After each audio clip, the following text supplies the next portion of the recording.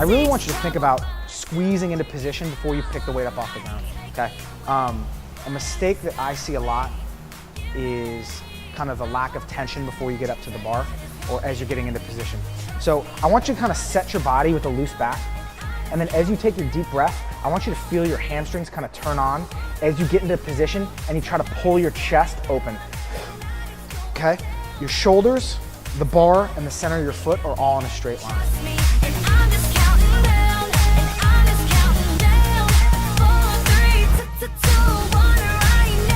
So when you reset for number 2 in this lift, I want you to make sure that the first thing you do on the way back down is the hips, okay? I like to think about my knees not moving until the bar gets pretty close to them, okay? So it's hips back. Pretty common that you'll see is in new people when they're doing doubles or triples or whatever, is that they get to the top of the deadlift and the first thing that they do is bend their knees. The bar slides over their knees and then they get in a really bad position when their butt's way too low and they have no kind of tension, okay? So really make sure from the top that you're thinking about staying tight, keeping your core nice and stable as you reset into position and get ready to lift for your second rep. But I just gotta wait.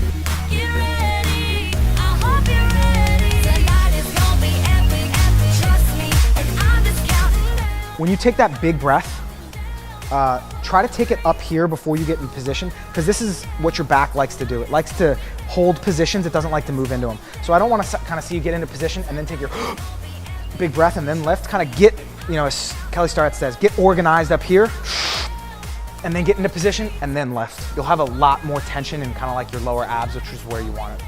You look good. I mean, you're close, but you've done the deadlift a bunch, right?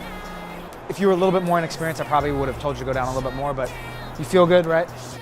2 approaches, and we kind of touched on one of them. First one being pick a weight that you want to hang out around. Don't go too much farther. Try to pick, 285. Get as many of your sets around that as you can.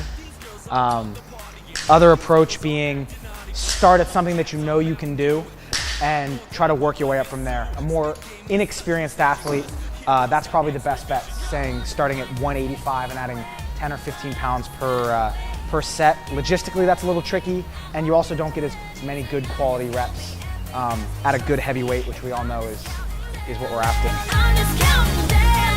4, 3, 2, 2, 1 right now. Tonight is going down. Tonight is going down. Okay, so you clearly have some exposure to deadlift already.